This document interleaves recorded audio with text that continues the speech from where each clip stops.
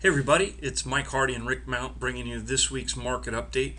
There's a lot going on out there, so we're going to jump right into it and look what's going on. So, Superstorm Sandy followed up by a nor'easter dumping snow on the already hammered East Coast. So our thoughts and prayers go out to our many friends and colleagues out on the East Coast as they dig their way out. I think most of them are moving forward and now just dealing with the lack of power issues. So obviously our thoughts and prayers go out with all of them. The election day came and went last week, hard to miss, but in case you want to know what the official tally or results were, there they are. Barack Obama reelected as our president with a little over 60, almost 61 million votes, 50% of the popular vote, but garnering 303 electoral votes.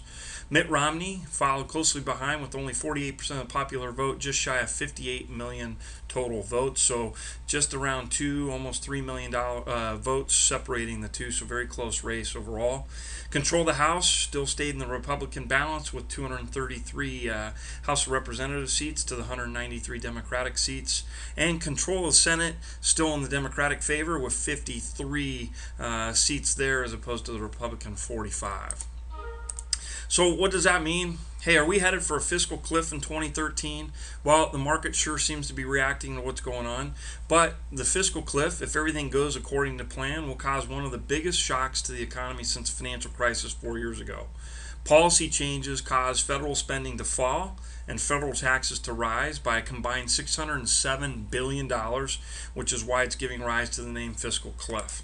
So Mr. President Obama has inherited a tough task here. If you look at 2013, we got to be ready to tighten the belt to move forward.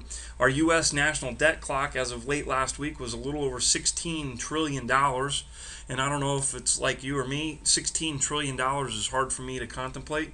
So it's nice to break it down here. There's an estimated 313 million citizens in the United States, and that breaks down to about $51,000 in total debt per United States citizen. So something that makes you go, So, did you know in the third quarter an estimated $7.7 billion of home equity was turned into cash during refinancing? That's an increase up from $5.9 billion in the second quarter, but it's still very low in historical averages. Let's go back in time just to kind of give you a reference point. In comparison, $84 billion, and remember 7.7 was the most recent quarter, $84 billion was cashed out in the second quarter of 2006. That was the peak for converting equity into cash while refinancing. But on a good note, it is nice to see as values start to climb back up, people are starting to access their equity and are starting to look to spend a little money, which hopefully will help us grow the economy. So what does all this mean? New president reelected, or I'm sorry, not a new president, but the current president reelected. The storm hit in the East Coast, which is a big financial center for us, and our debt continuing to be an issue as we head towards fiscal cliff. Hey, didn't have much of an impact on rates. Conventional rates improved slightly, maybe an eighth overall for the week, and are still near their all-time lows. FHA and V loans were flat on the week and are still in the low 3% range for 30-year fixed.